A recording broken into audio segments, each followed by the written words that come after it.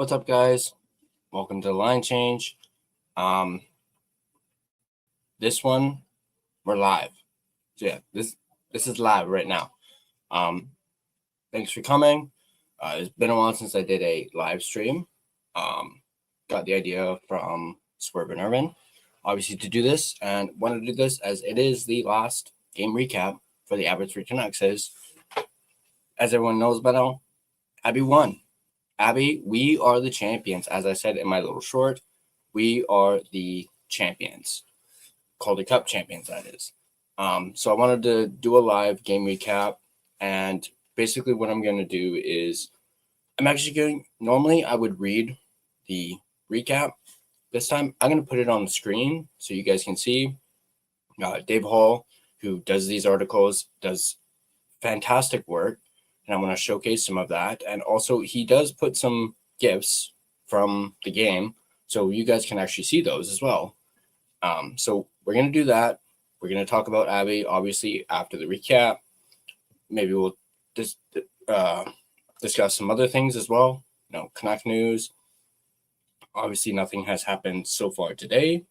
We'll talk a little bit about me being on Canucks Uncensored later tonight. So stay tuned for that. That'll be coming at 9 o'clock, I believe. So be sure to tune in for that. And we're just here to celebrate the Abbotsford Canucks winning the Calder Cup. Now, obviously, I covered the Abbotsford Canucks throughout this entire playoff run. I think I missed maybe one game that I didn't do a recap on.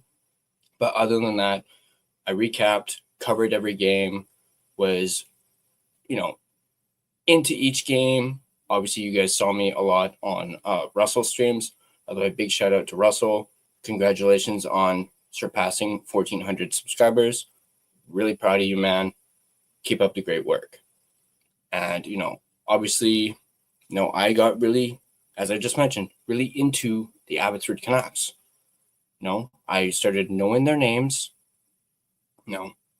Started looking into each of these players, and yeah, I'm a full-on Abby supporter now.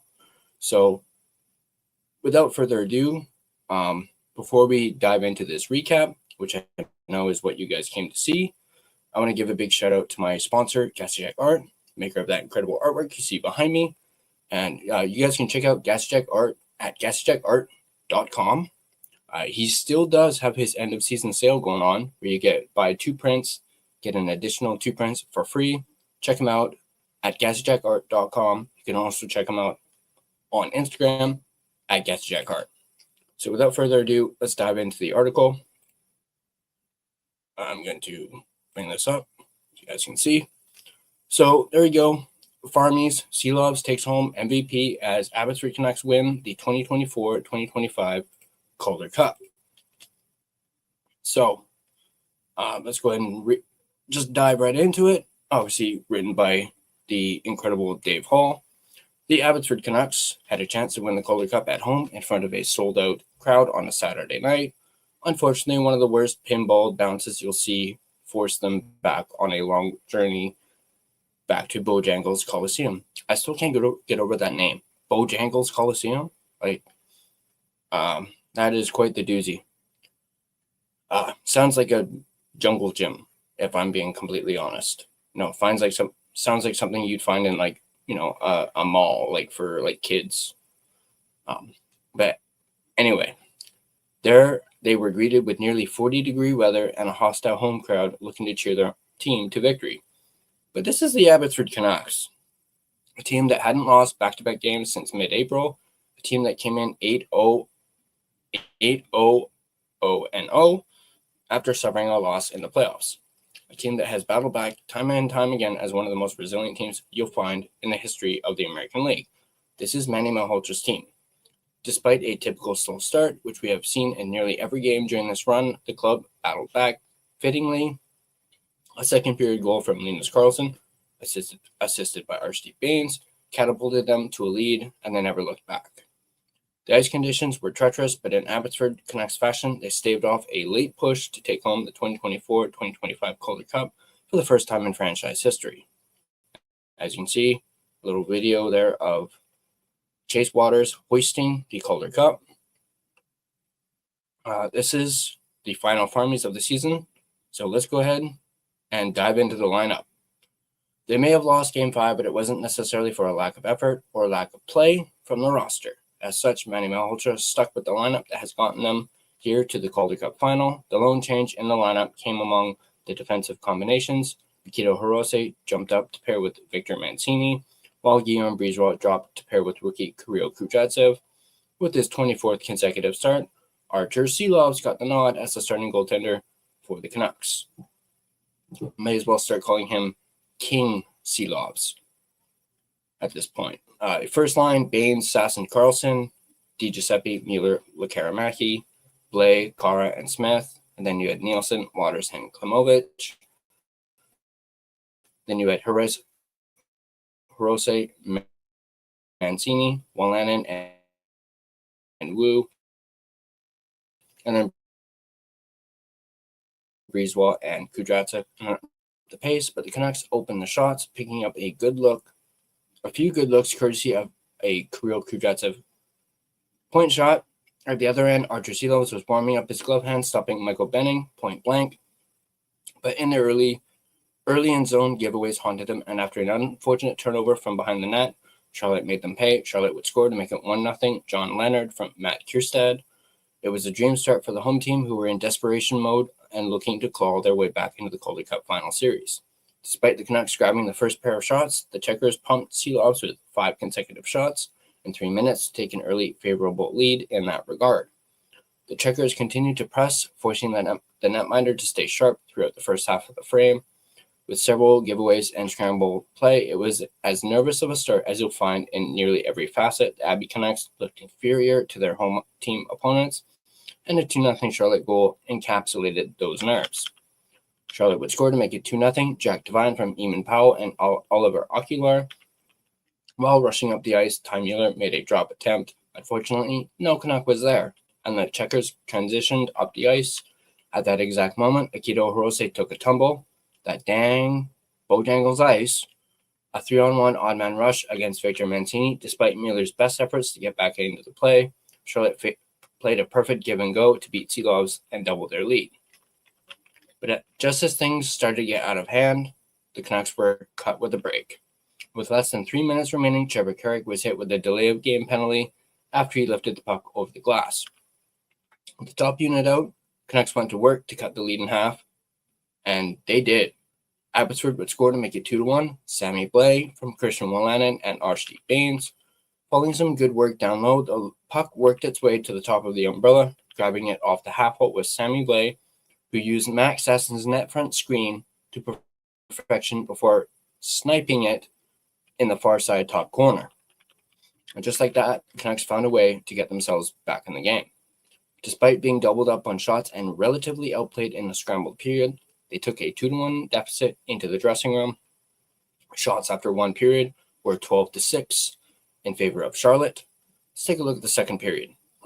After a slow opening period, the Canucks jumped on the Checkers early in the second. Abbotsford would score to make it 2-2. Danila Klimovich from Chase Waters and Tristan Nielsen. Jockeying for position, Tristan Nielsen beat out his man and dropped the puck to Chase Waters, who cut toward the net while showing some tremendous drive and patience. Although Kapelkakin got the initial save, Danila Klimovich followed up to jam home the rebound to tie the game. It's the first goal Klimovich has scored in these playoffs that wasn't a game-winning goal, and said he settled for the game-tying goal. Aside from giving up a power play at the first half, was all Canucks, as it took the Checkers over 8 minutes of play to find their first shot of the period. In fact, the Canucks had to kill off 2 consecutive penalties, which they did quite seamlessly. Silovs was comfortable, aggressive, and poised, stopping all 7 shots faced in the frame. And that set the table for one of the best shifts you'll ever see. Abbotsford would score to make it 3-2. Linus Karlsson from Archdeep Baines and Jet Wu. The top line of Linus Karlsson, Max Sasson, and Archdeep Baines on the ice. They circled for nearly a minute. So good, we're going to show most of it, as you guys can see here. Nearly cashing in on a rebound was Baines, who was hauled down to the ice. Sticking with it, he grabbed the puck, spun, and found a wide-open Karlsson with an incredible pass to hold their first lead of the game, as you'll see in this little GIF right here. Beautiful goal. What was a relatively quiet period that included 3 giant kills from the Abbotsford Canucks ended with an incredible finish. Suddenly, the Canucks found themselves 20 minutes away from glory, but it wasn't without one last tremendous save from Seelov to keep the score as is. Shots after 2 periods were 19-13 in favor of Charlotte. And let's go ahead and take a look at the third period. The third period kicked off with a bang, with the Checkers gaining entry. They attempted a cross-ice pass, reading the play well. Christian Wolanin stepped up to pressure and forced the turnover. Lurking was Max Sasson, who turned on the Jets and broke out for an odd-man rush. With no pass, he fired 2 shots on Kakkonen, testing the netminder early. Jonathan Karamaki showed off his release, forming something from nothing, nearly beating the netminder with a surprise shot. But once again, the Canucks got themselves into penalty troubles, with Klimovich earning 2 minutes for hooking. But their penalty kill has been one of the stories of the entire playoff run, and it came up huge again to go 4 for 4 on the night so far. The Canucks wasted a power play of their own, but with sub 10 minutes remaining, that was the least of their concerns. By now, there was one thing on the agenda, and that was to shut things down. The only issue was that the weather was nearly 40 degrees before the humidity in the area. For almost 60 minutes of being cut up, the puck was bouncing more than a pinball machine on the ice. Is that an advantage or not? Whatever it was, it sure led to some interesting moments. The period wasn't without its chances, none better than a clean 2-on-1 led by Ty Mueller. With time winding down, the Canucks defensive core gave up their bodies, doing everything and anything they could to put this game away. Try saying that 3 times fast. It turns out that the ice conditions were an incredible disadvantage. With the Checkers' net empty and pressing hard, the puck continuously bounced over the sticks of frantic Abbotsford players. It was the longest 3-minute stretch you could imagine, but the Canucks held on, staving off a late and crushing goal. And with that, the Abbotsford Canucks are your 2024-2025 Calder Cup champions. With the gauntlet of 5 consecutive series, the Canucks managed to take down all opponents and earn a 4-2 series victory in Charlotte. Final shots of the game were 30-20 in favor of Charlotte. Final thoughts of the season from Dave Hall. What a run, and I completely echo what he says here. From a team sitting mid-table when the calendar flipped to 2025 to a Calder Cup champion. Yeah, just remember that. In January, Abbotsford wasn't a playoff team. They were I believe they were mid, like a 500 team. And then they went on that incredible 13-game win streak, and now they're Calder Cup champions. That is very reminiscent of the St. Louis Blues. They went on to win the Stanley Cup when they were, not even a playoff team in January, and then they just, took over the league, turned on the Jets, and they went on to win the Stanley Cup. From top to bottom, this team was everything you want in a team: gutsy veterans, speedy forwards, rookies playing beyond their years, and of course, stellar goaltending. On top of that, they were coached by one of the more impressive rookie bench bosses in the history of the game. Game 6 was the definition of a Manny Malhotra game.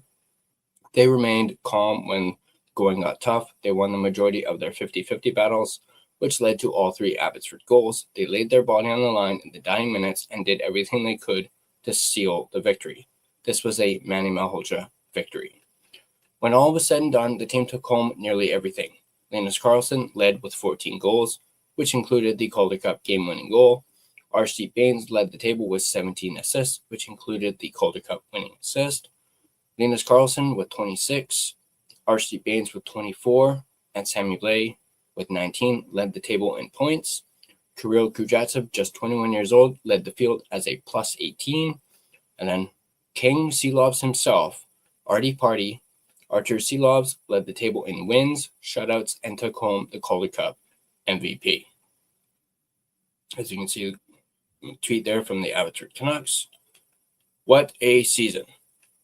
And that is the article. So let's get back to, there we go. So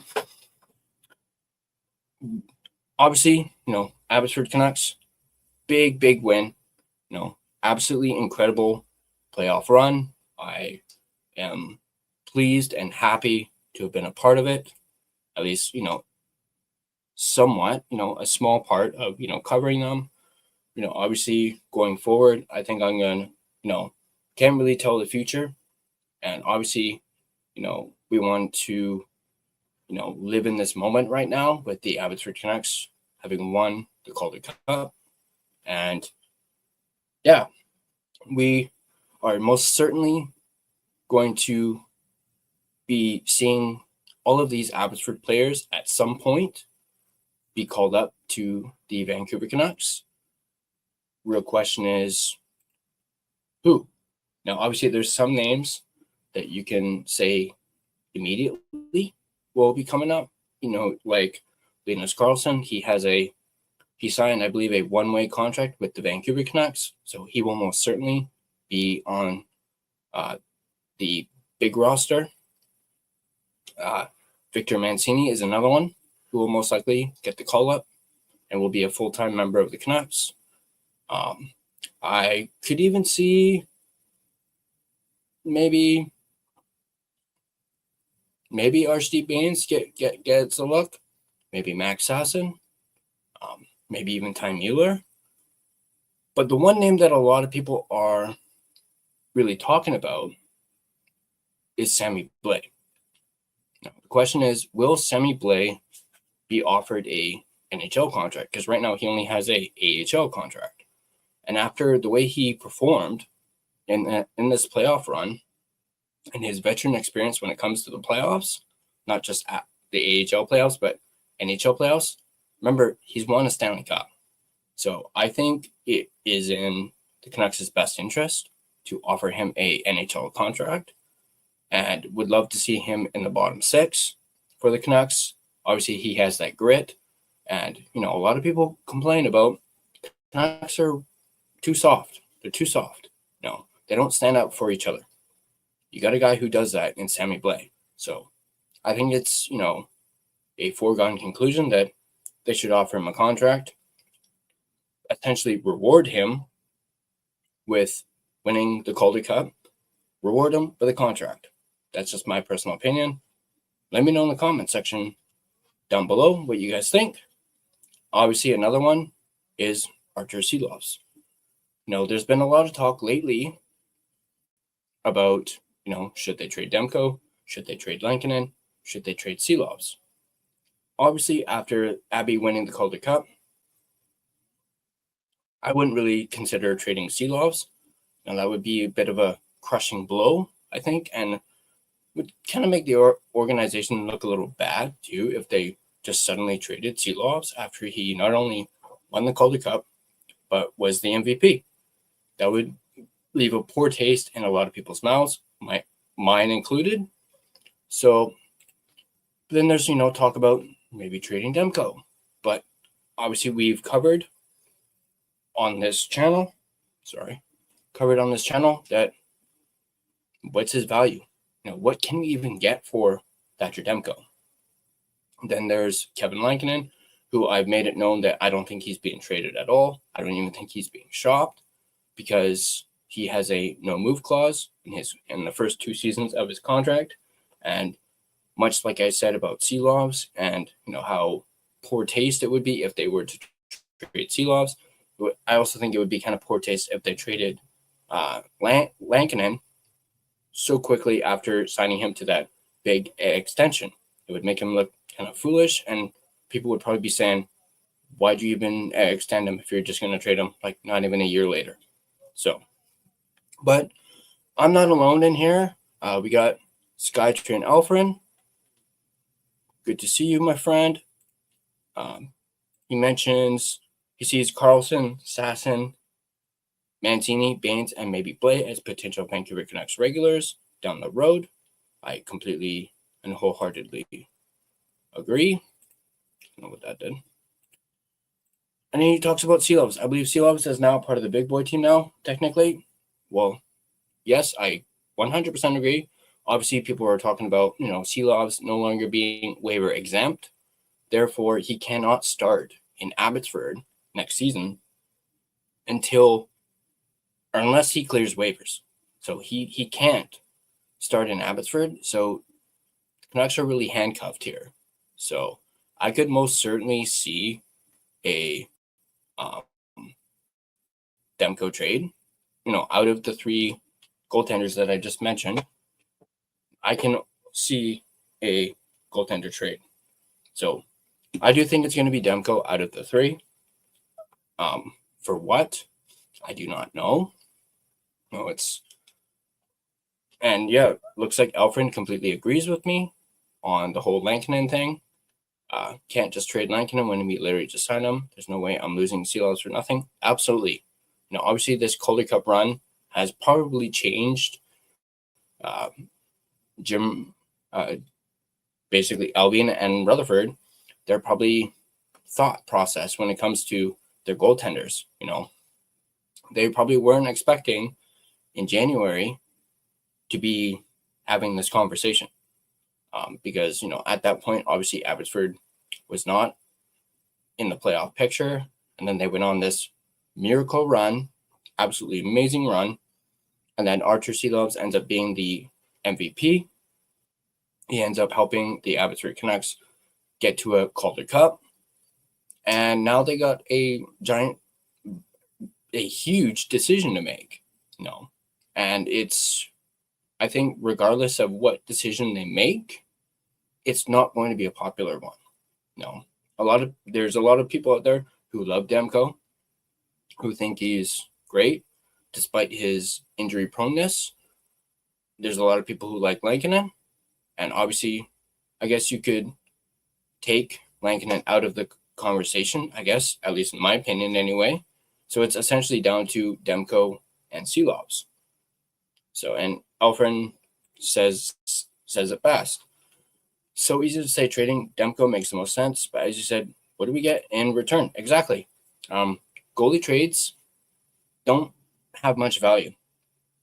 I mean, obviously the one exception is that Darcy Kemper and Pierre-Luc Dubois trade.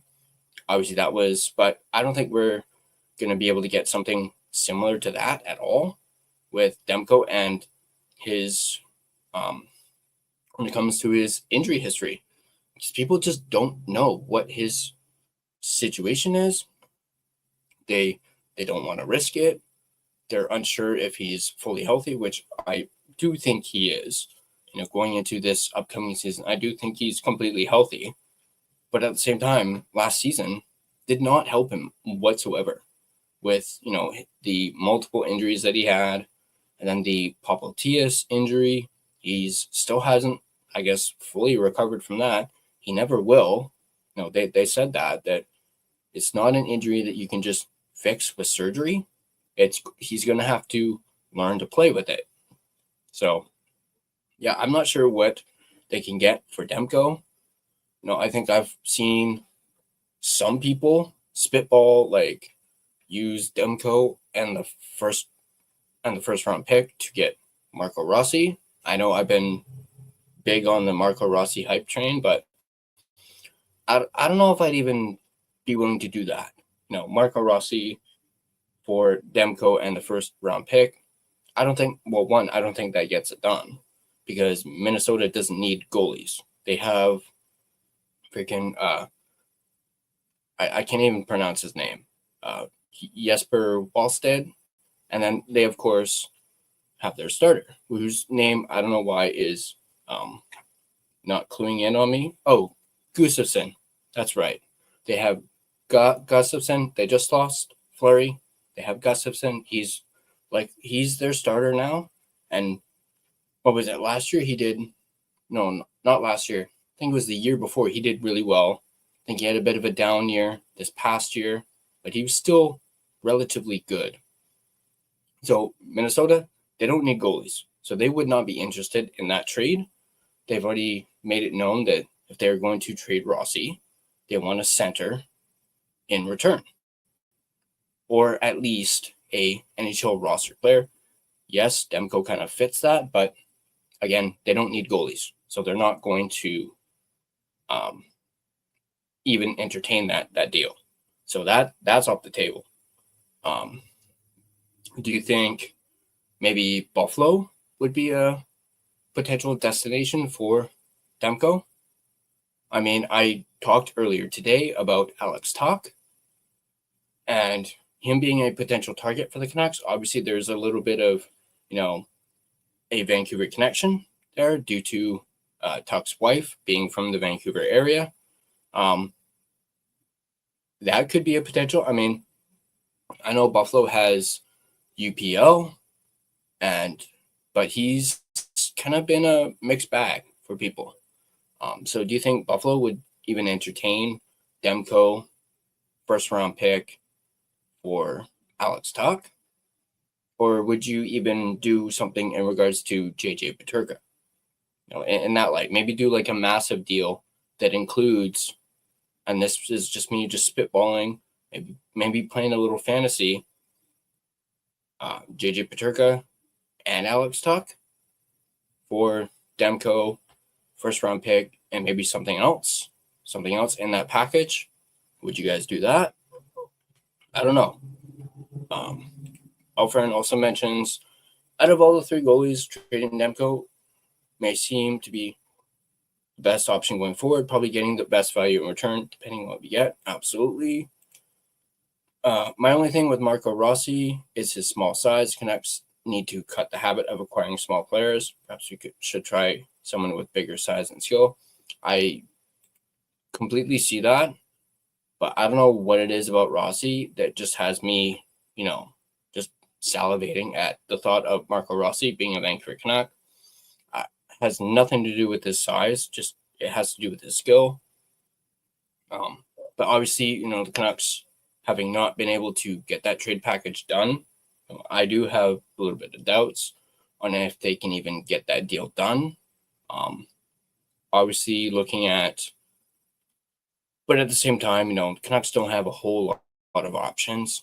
With Zegras off the board, not that I'm not that I was interested in Zegras whatsoever, because I was not. I made that clear in that video that I did on Zegras. I was not big on Zegras at all. But then you also have Matt Duchene. And man, Matt Duchene was a big want for me.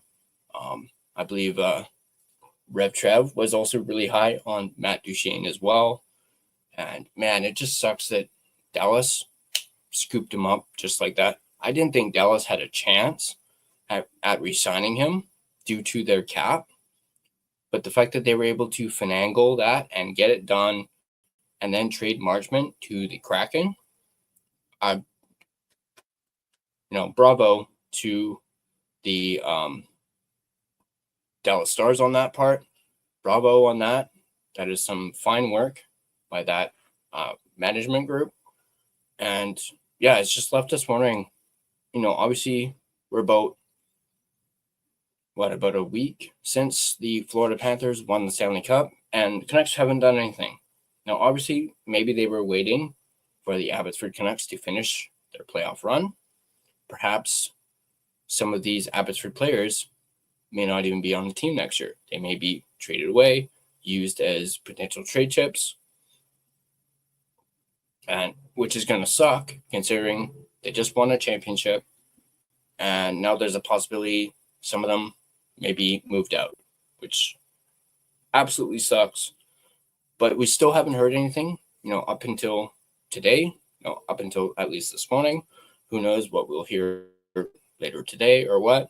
But I do think it's a little poetic, and this is, Florida wins the Stanley Cup. And I believe I may have actually said this in a Canucks Uncensored chat or somebody's chat. I said this, reverse psychology. Panthers win the Stanley Cup and their AHL affiliate loses in the Calder Cup finals. I called it. I nailed it. Sorry to quickly switch things over back to Abby, but hey, I called it. Boom, you heard it here. I nailed it right there. But yeah, later tonight, as I just mentioned, Canucks Uncensored. We'll be on there at 9:00. I'm actually going to be, after I finish this, I'm going to be heading over to to meet up with them, or at least getting ready to head over to meet up with them. And actually, Elvin makes a good point here. Still waiting for that announcement pending trade that was supposedly made. Yeah, me too. I thought it would have been, answered by now, or they would have announced it by now. Now that, it is 1 day removed from the Calder Cup Finals, so maybe they're giving it, a day or two. I don't know. And for all we know, that trade may have fallen through. We don't know. Obviously, I'm, constantly searching, X or Twitter, whatever you guys want to call it. I'm constantly looking at, in particular, Canucks news summaries, just waiting for something.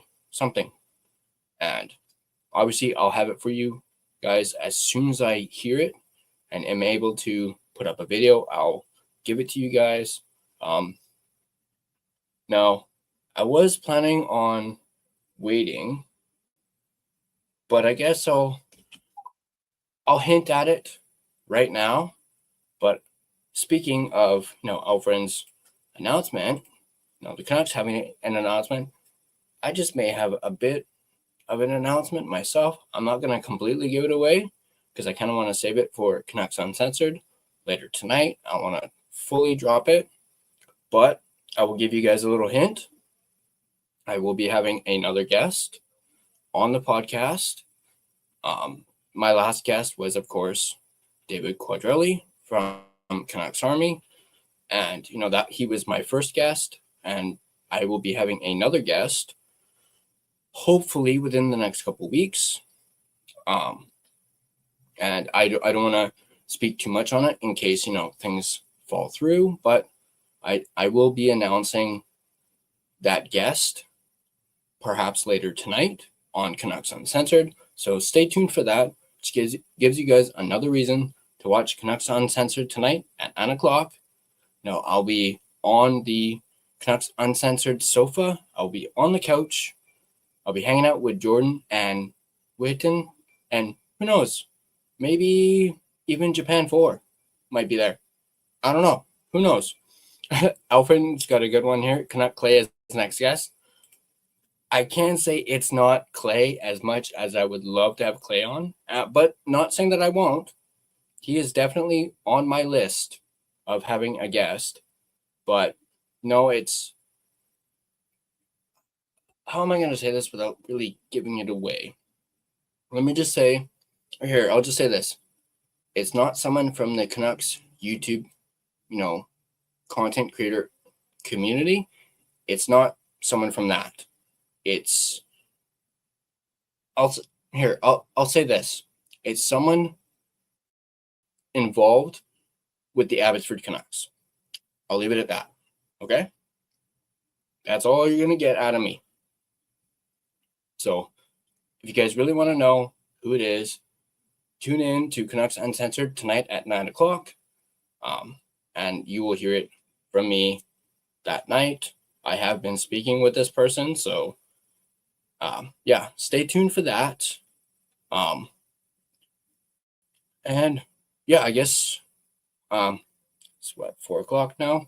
Should probably start getting ready to head out, as I do have to go from North Vancouver to Burnaby, so it might take me a little bit. And I obviously do not want to deal with traffic, so I think I might cut this stream a little short. You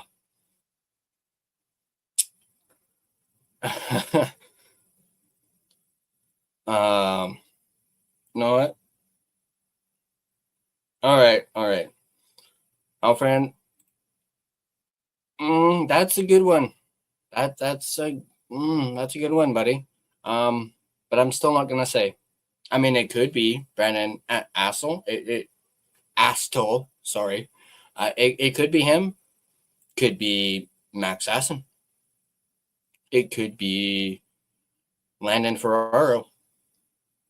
Who knows? But like I said, it is someone involved with Abby. Heck, it could be Manny Malhotra. But that's what I'm going to leave you guys with. I won't actually tell you who it is.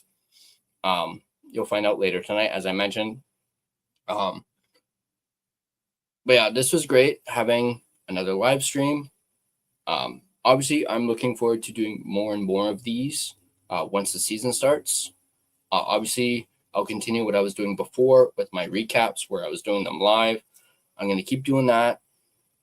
I do have some things planned for, leading up to the draft, July 1st.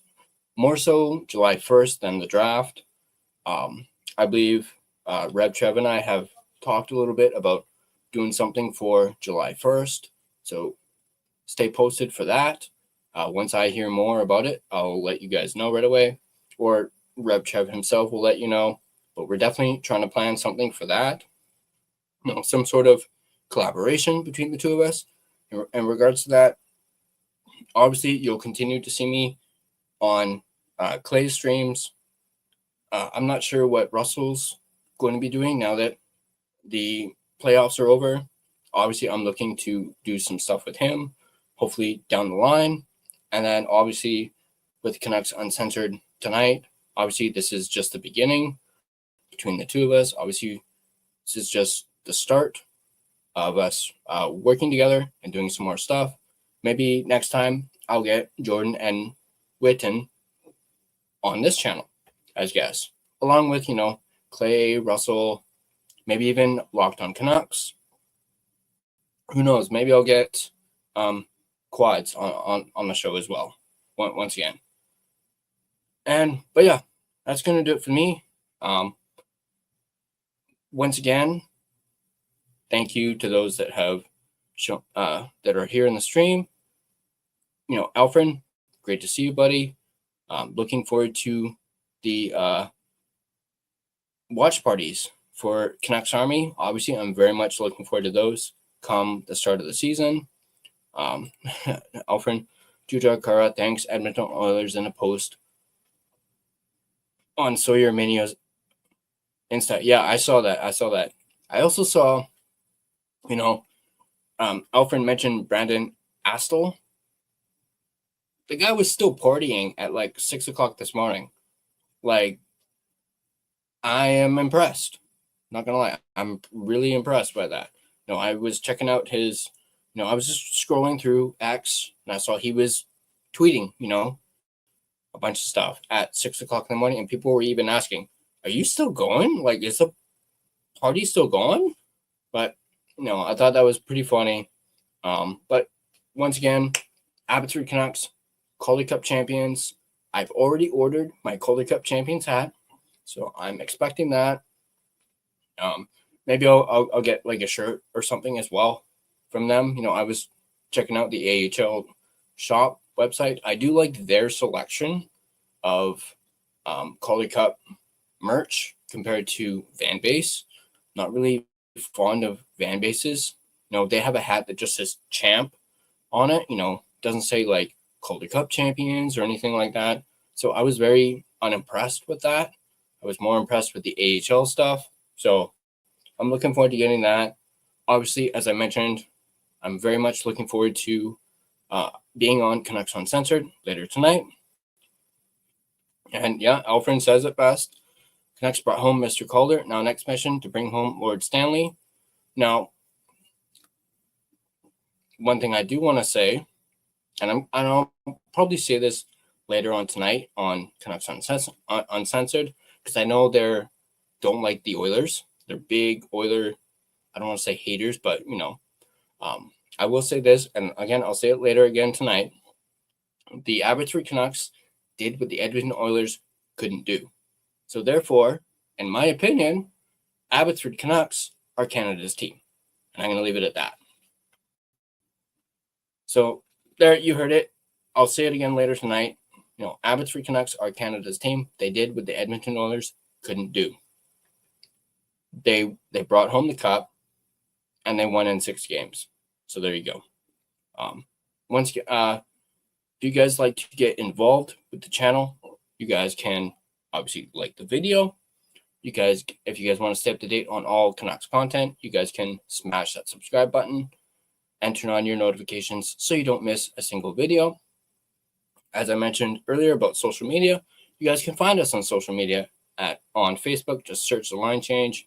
Find us on Instagram at The Line Change. Find us on X at Line Change Van. Find us on TikTok at the.line.change.po. Once again, feel free to give us a follow on all of our social media platforms. You can find our podcast on Spotify and Apple Podcasts. Once again, with Spotify, feel free to give us a follow as well as rate and review us. But my name is Tyler. This is the Line Change Podcast. Thank you for watching, and I'll see you guys next time.